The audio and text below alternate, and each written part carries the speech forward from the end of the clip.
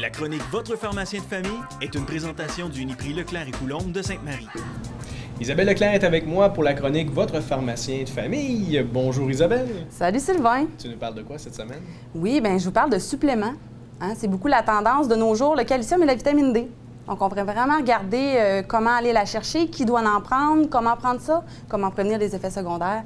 Donc, c'est de ça qu'on va jaser aujourd'hui. Comment on fait pour savoir qu'on a besoin de plus de calcium?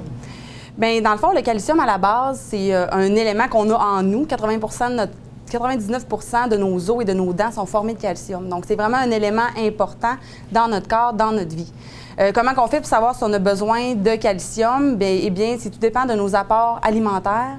Ça dépend de plusieurs choses, mais c'est surtout par rapport à l'apport alimentaire et à notre âge qu'on va pouvoir déterminer quel apport on a besoin et si on en a besoin en supplément. On sait que dans les produits laitiers, il y a beaucoup de calcium. Est-ce qu'il y a d'autres aliments qu'on peut consommer qui peuvent remplacer peut-être les produits laitiers? Oui, bien, c'est ça. Produits laitiers, dans le fond, il faut vraiment élaborer que produits laitiers, ça contient le lait, le yogourt, le fromage. Donc, tout ça, c'est vraiment nos meilleures sources alimentaires au niveau de calcium. Sinon, on peut en retrouver aussi dans des jus d'orange enrichis. On peut en retrouver aussi dans des légumes verts, dans des légumineuses, dans le tofu. Donc, il y a plusieurs sources, mais vraiment, il faut vraiment cibler les produits laitiers, entre autres le lait. Comme par exemple, un verre de lait, ça équivaut à 300 mg de calcium. Donc, si on prend un verre de lait par jour, on a au moins notre 300 mg qu'on a atteint. 2 ou 3 petits yogourts, là, exemple source ou silhouette, ça va équivaloir aussi à 300 mg de calcium par jour. Fromage, un peu aussi? Fromage aussi. Un petit cube de fromage peut équivaloir à la même chose qu'un verre de lait. Parfait. Des fois, les nutritionnistes nous font boire du lait, mettons, écrémé ou 1 versus un 3,25 Est-ce qu'on perd des aliments, des vitamines ou du calcium? Non, pas du tout. Dans le fond, le calcium, il se trouve en même teneur que ce soit un lait écrémé ou un lait 3,25. Donc, on a vraiment un verre de lait, 300 mg, que ce soit n'importe quelle sorte de lait. Okay. C'est encore mieux d'y aller avec des laits plus faibles en gras, justement, pour garder la ligne et pour suivre les conseils de nos nutritionnistes. On n'a pas besoin de changer de trou de ceinture, il faut garder le écrémé. Exactement. Parfait. Tu as des suppléments qui peuvent remplacer le calcium? Oui, bien dans le fond, on va juste regarder avant l'apport qui est recommandé. Oui. Chaque personne, selon les groupes d'âge, ont des apports différents au niveau du calcium. Okay. Donc, il faut se rappeler que le calcium, on va atteindre notre pic de masse osseuse environ à la trentaine.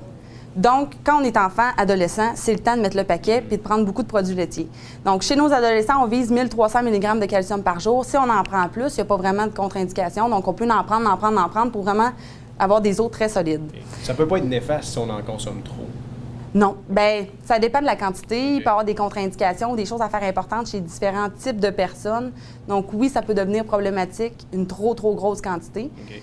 Mais on se rend probablement jamais jusqu'à une dose trop élevée. Enfin, donc, ce qui est important, c'est quand le corps se développe, d'en consommer plus, à l'adolescence, exactement. Quand on est enfant.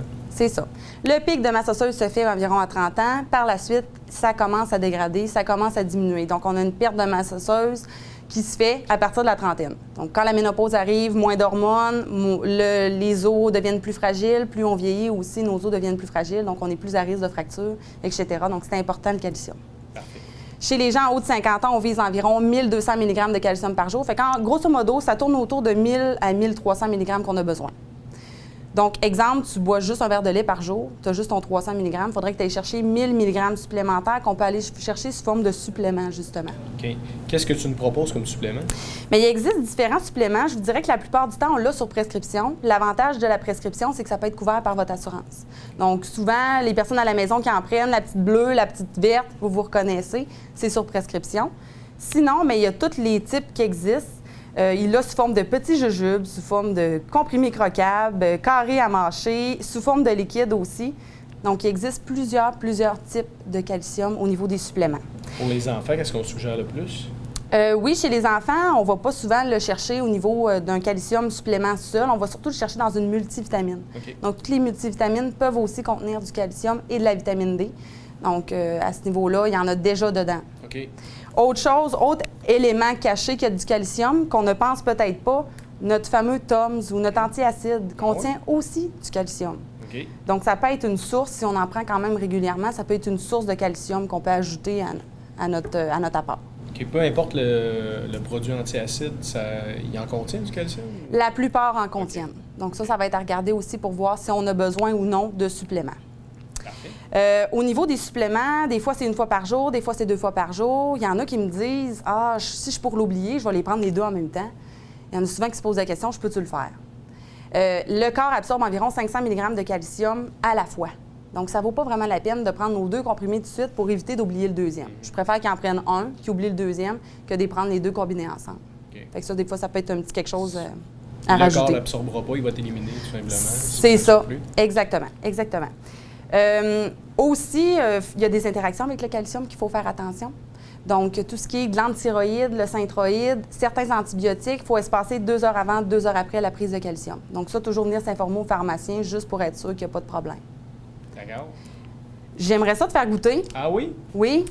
Il y a des petits mythes par rapport au calcium. Hein? OK. Les gens, ils ont beaucoup d'effets secondaires qui disent avec le calcium. Ils ne veulent pas le prendre parce qu'ils sont constipés. OK.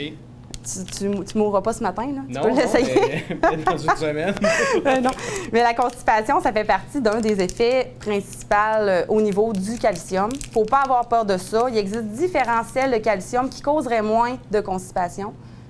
Et puis, ton verdict? C'est bon. C'est bon, hein? Oui. Donc, avec ça, on va chercher le calcium et la vitamine D, une faible teneur, mais quand même, pour les gens qui ne sont pas capables d'avaler ou qui ne veulent pas le prendre en liquide, ça peut être une alternative, le petit jujube. Sinon, pour éviter la constipation, on peut y aller en liquide. Donc, on a du liquide ici qui est un différentiel de calcium qui peut aider à réduire la constipation. Tout ce qui est aussi citrate de calcium, qui est un autre sel de calcium, peut moins constiper. Il existe beaucoup d'alternatives. Et une autre alternative, souvent les gens vont combiner calcium-magnésium. Le magnésium qui cause de la diarrhée, calcium qui est supposé constiper, donc l'effet s'annulerait et causerait moins de constipation. Ce que je trouve intéressant du sachet comme ça, quelqu'un qui est sur la route ou qui est en voyage souvent, ça peut être pratique de traîner ça dans ses bagages. Puis, Oui, peut être très pratique.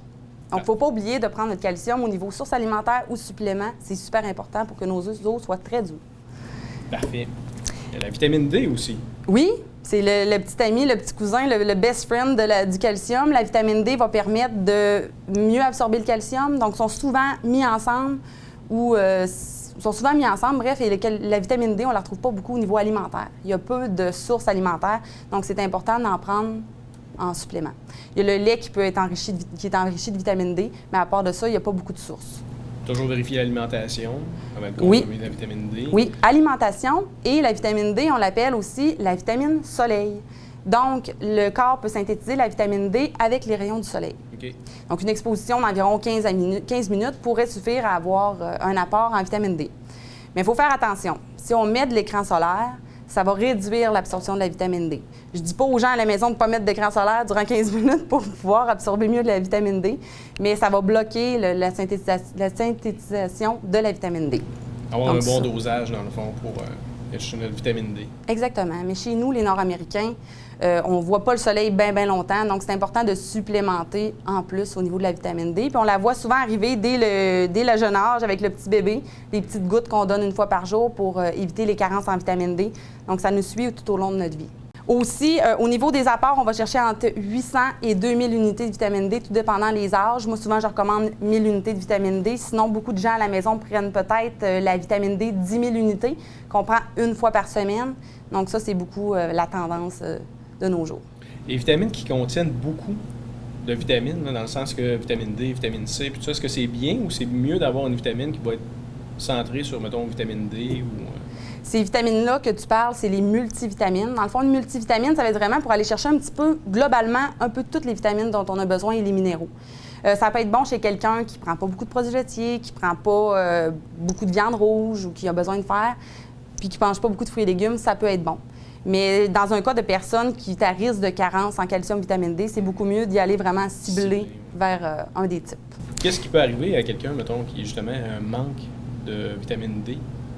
Oui, bien, un manque de vitamine D, souvent, on appelle ça l'ostéoporose, mais on ne découvre pas ça comme ça. On découvre ça quand une fracture a lieu. Donc, l'ostéoporose, c'est une perte excessive au niveau de la masse osseuse qui se développe en vieillissant. C'est pas juste les personnes âgées qui peuvent en souffrir, j'en ai déjà souffert moi-même. Donc, c'est une trop grosse perte de masse osseuse qui est silencieuse, qui n'a pas de symptômes, mais qu'on diagnostique souvent à la suite d'une fracture. OK. Juste pour des petites statistiques, 25 000 Canadiens ont une fracture de la hanche par année. Donc, ce n'est pas à négliger et ce n'est pas juste les personnes âgées. J'en suis la preuve. Parfait. Puis c'est beaucoup chez les personnes âgées, effectivement, mais Oui. les personnes âgées, donc, tu conseilles de consommer. Oui, bien, le médecin d'emblée va souvent le prescrire quand il voit vraiment que c'est nécessaire. Mais sinon, oui, on peut aller dans la chercherie. Il y a beaucoup de choses en vente libre qu'on peut acheter. Donc ça, c'est possible. Vers quel âge qu'on peut voir les symptômes arriver là, de l'ostéoporose? Comme je dis, il n'y a pas vraiment de symptômes. On le découvre souvent quand il y a une réduction de la taille, qu'on a une fracture ou quoi que ce soit. Donc, c'est pas découvert, c'est juste découvert au moment de la fracture. Donc, c'est déjà trop tard. Mais on peut quand même faire des tests prescrits par le médecin qui appelle des DMO, une densitométrie au niveau des os. C'est comme une genre de radiographie qu'ils vont prendre au niveau de la hanche du dos. Ils vont vérifier si les os sont faibles. Donc, c'est par ça qu'ils peuvent vraiment diagnostiquer précisément l'ostéoporose. Comment la prévenir? Oui. On ne veut pas que ça nous arrive. Donc, prendre des bonnes sources alimentaires, calcium, vitamine D, rajouter des suppléments si nécessaire.